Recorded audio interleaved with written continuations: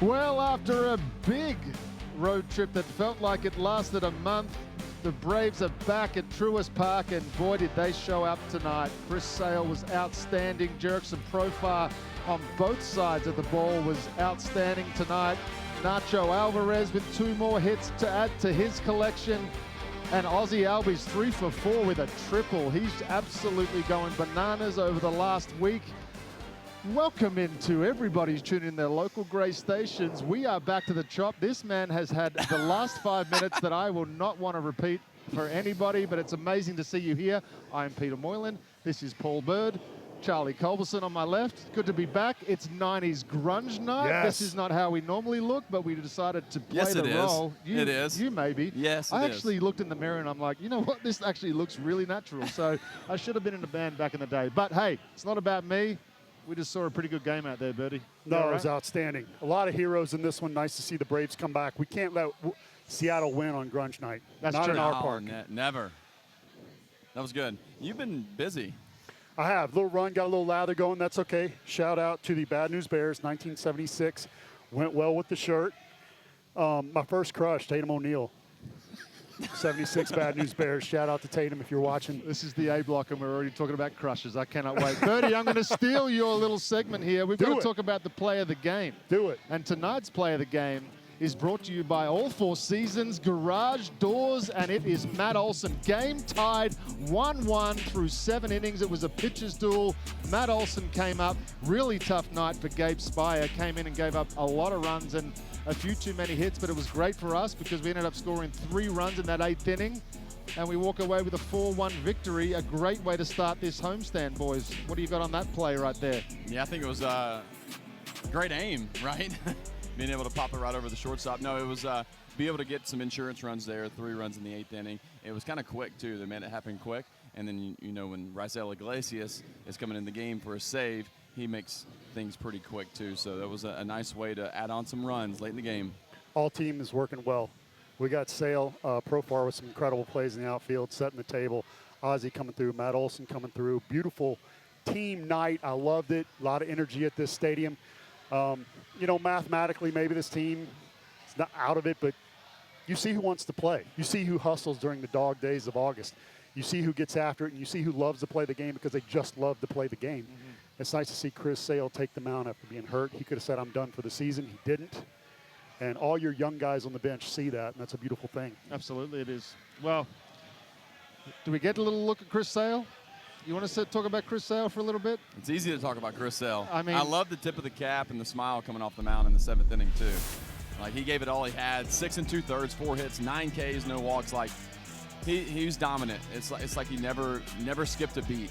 And so, again, if we talk about Chris Sale, it's always good things. And you're right, Birdie, like, to see him come back and pitch when the team's somewhat mathematically, they're not mathematically eliminated, right, but it's tough. It's going to be really bringing tough. Everybody back right now, and Chris Sale getting the ball again, all the guys talking about how he's a bulldog. He's a bulldog. And that's what, as a Braves fan, you want to be able to see Chris Sale back on the mound. Yeah. Well, you can catch all the highlights from tonight's game tomorrow with Braves Fastball on your local Braves on Gray station. Check your local listings for times. This will be a good one to watch, by the way. It's September, which means call-ups coming up next. We preview some of the newest Bravos and how they performed in their debuts. Maybe we'll talk about our debuts a little bit later. Am I allowed to say debut?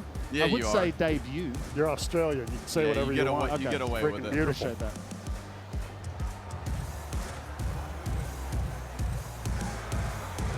These guys are taking daddy hacks. I mean,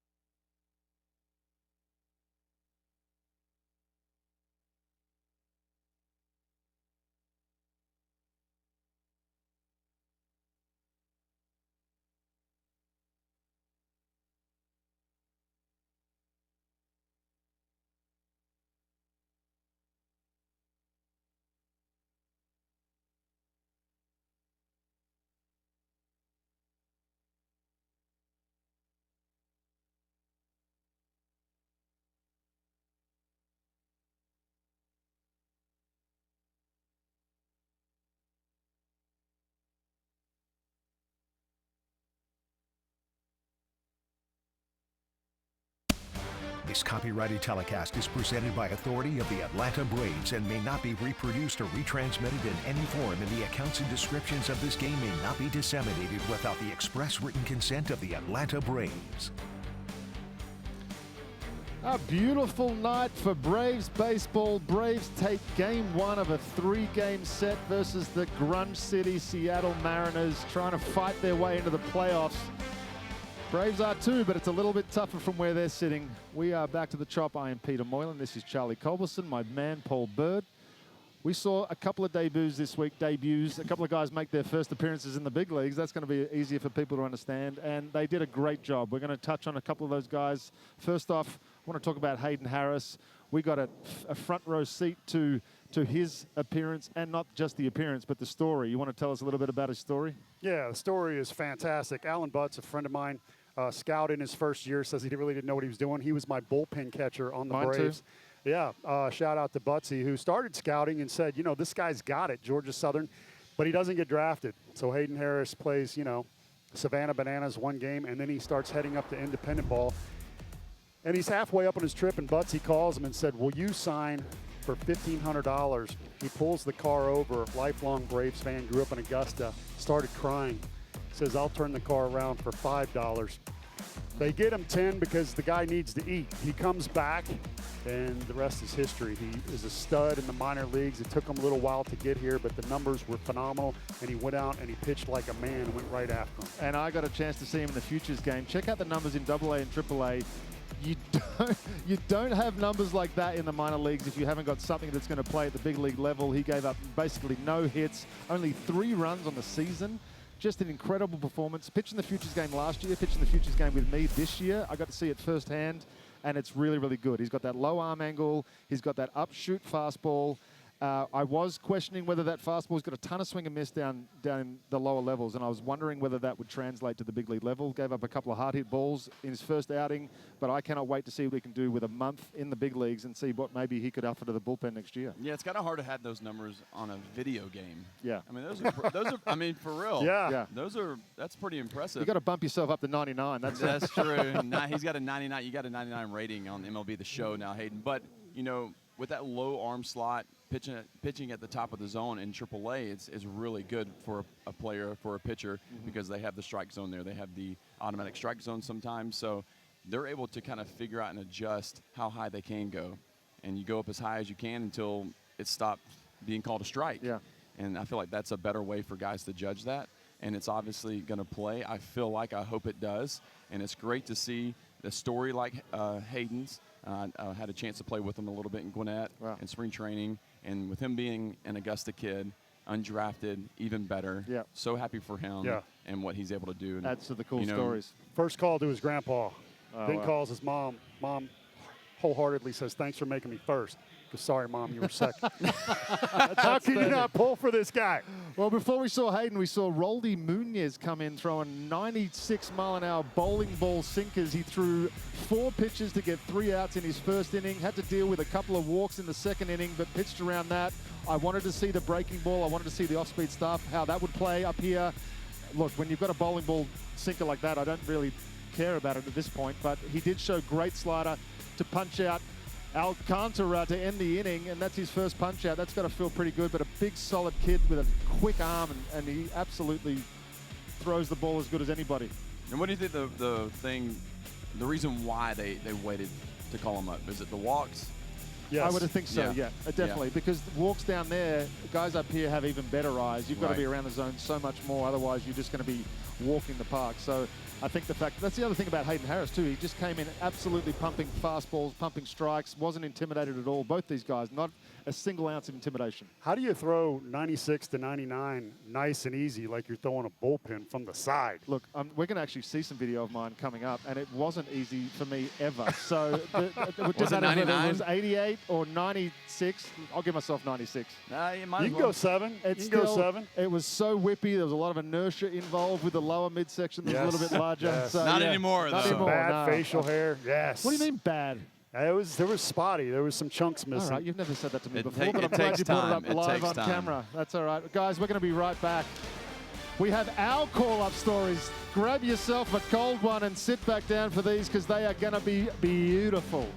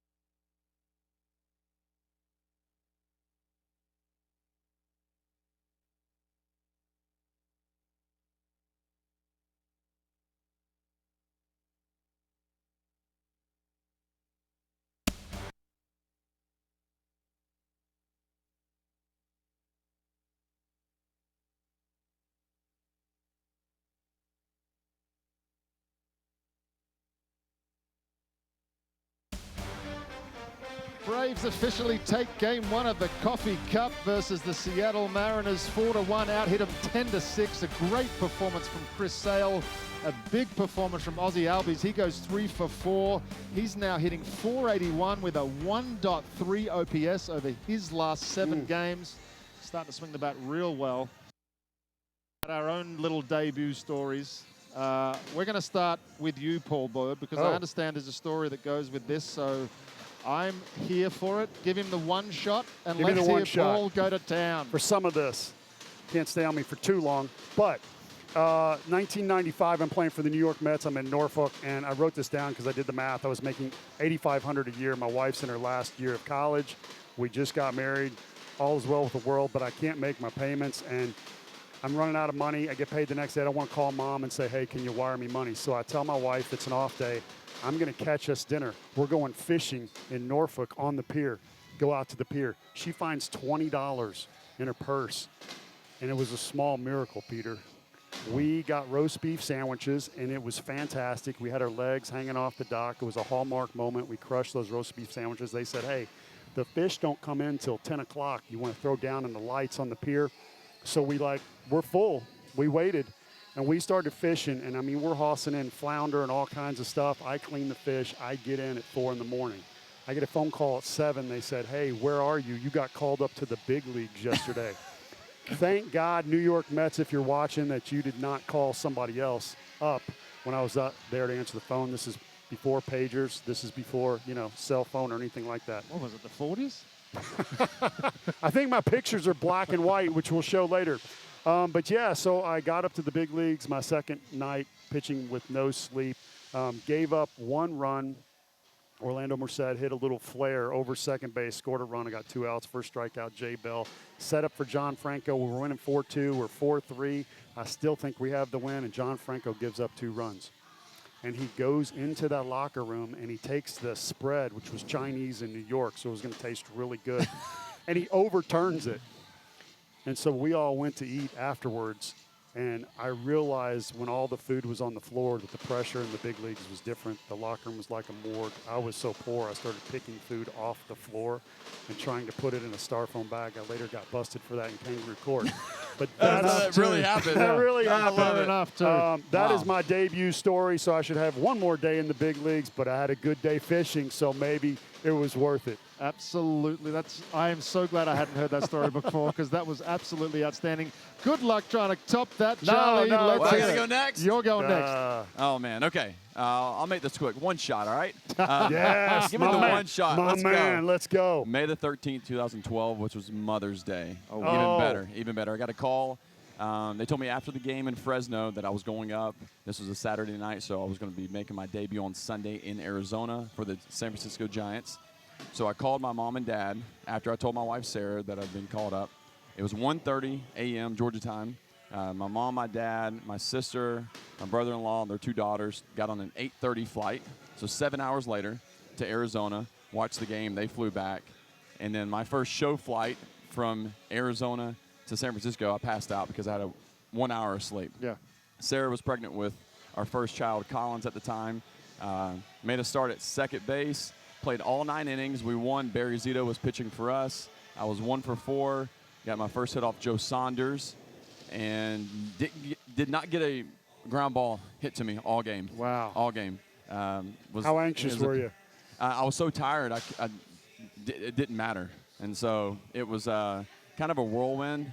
It was pretty awesome. We had baseball chapel as well. So right when I got in, I changed, went and had chapel, and then hit in the cages.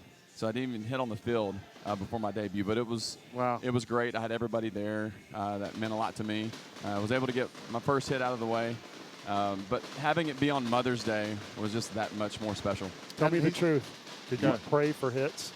Did I? No, I was just, I don't know what I prayed for. That you could keep your eyes open. I loved being able to get a hit my first game, because I was only up for 11 days and I was sent back down. So I didn't have to wait too long. But my first taste of the big leagues was a little different. I was a little scared walking around. My routine, I didn't really have a routine. I was like kind of tiptoeing around certain players. And then when I got back, they were like, no, just do your thing. You're here for a reason. But it took some other guys to be able to tell me, for sure. like, you're a part of this team too. And Sergio Romo always told me, he's like, hey, you're now a big leaguer. You can say that you're a big leaguer for life, even if it's just one day. And so that kind of stuck with me. Did That's he awesome. mentor you? He did. He was a guy that, even though he's a pitcher, I was a position player, he was a guy that was always helping, always talking. And Romo was a guy that was, I mean, he had a really great career, but he literally took me under his wing for the little time I was over there.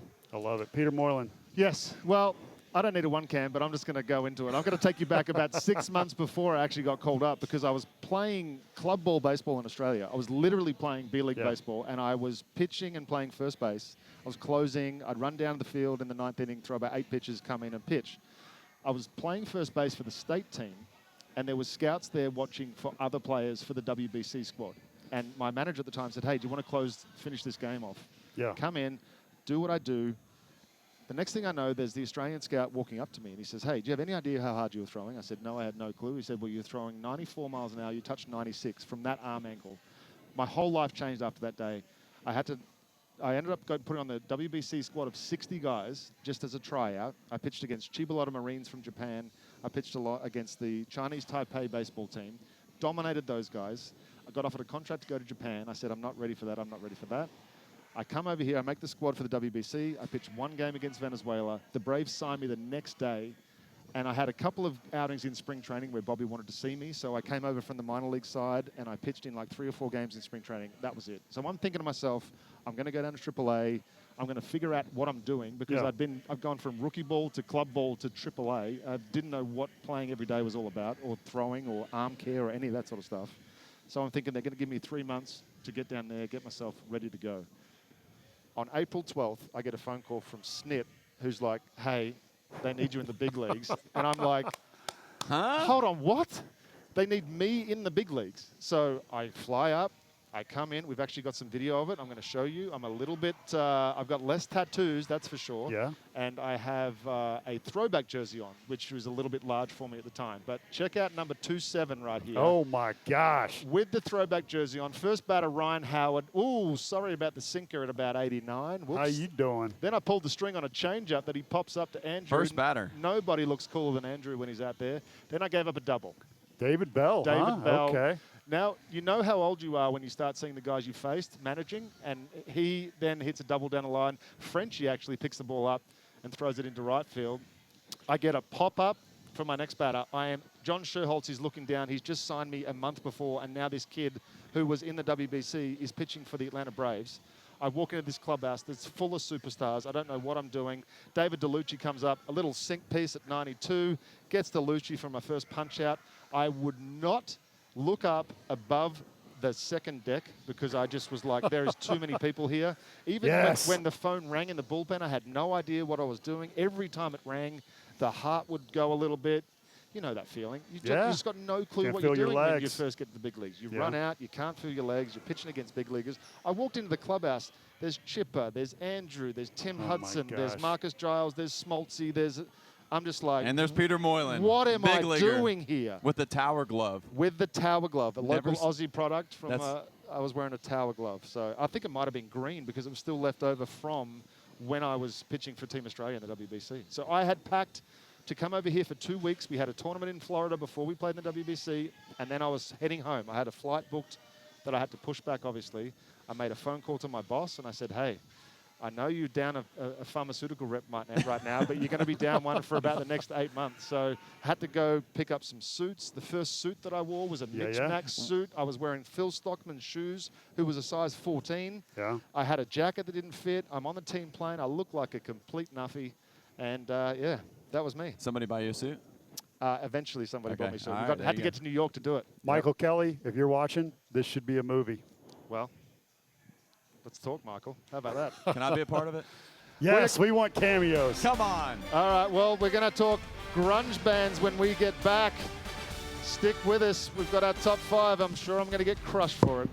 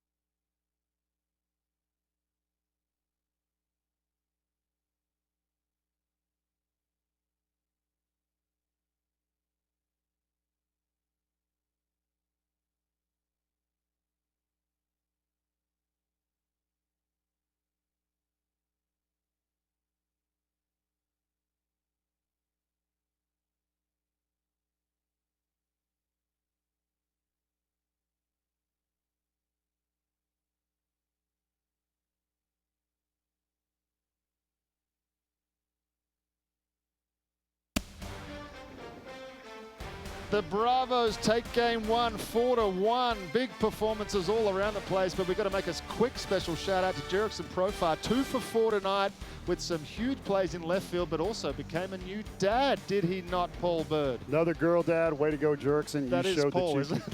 It is. This is a Okay. little shout out to This is Nirvana on Grunge outstanding. Night. I put this on, and I How'd you wanted feel? to say thank you, fellas. You But you look like you're from the Golden Girls. I didn't know if I was thinking church lady from SNL, and then when I put these on, I didn't know if I looked like No, my mom. Definitely. And then Charlie Culberson, tag on it, that's his real hair. Well, that it's just a, makes it's a me little, hate you it's more. a little grungy, but it's supposed to be, right?